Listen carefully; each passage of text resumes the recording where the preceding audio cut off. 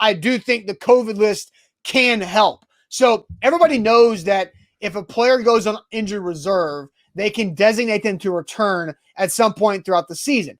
But that player has to be on the initial 53-man roster for you to then put them on IR to get them back. If you put a player on injured reserve before you cut down to 53, they're gone for the year. So they just put a couple D linemen on IR, and they are now done for the year. So those guys are out. They cannot come back at the end of the year. So they have to figure out how they make these hard decisions while they can protect as many players as possible. So here's how they can do it. They've got 7 guys on the COVID list right now, including some names that we are very familiar with that we're probably going to make this roster. Obviously, Ryan Tannehill, Harold Landry, and Jeff Swaim were going to make this roster, right? Jeremy McNichols is also on the COVID list. These cut downs, Zach, to 53 are Tuesday at 3 p.m. Central Time. So there's a chance that Swaim, Tannehill, and Harold Landry are still on the COVID list by that time. That means they don't count for a roster spot. So what does that do?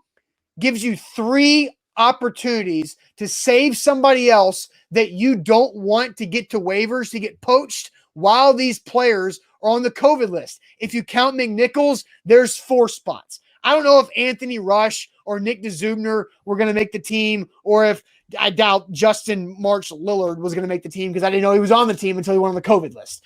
And so I do think in a specific situation with the running back, Jeremy McNichols is probably a better running back right now than Mekhi Sargent. Everybody likes Mekhi Sargent for how he's run in the preseason.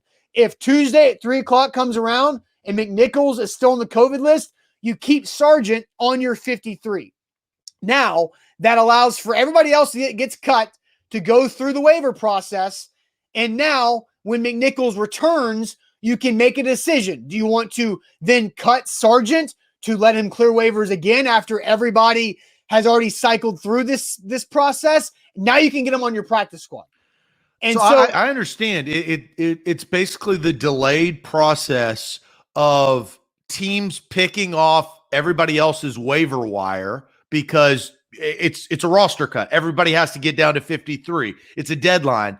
But if you can use this COVID timing to your advantage, maybe, for example, let's say the Jags pick up a cut running back, and so they don't look at Sargent because they've already picked one up, because Sargent, they maybe cut him later, or McNichols whenever he returns and that decision is made. So it makes a lot of sense. With Tannehill, here's the big thing.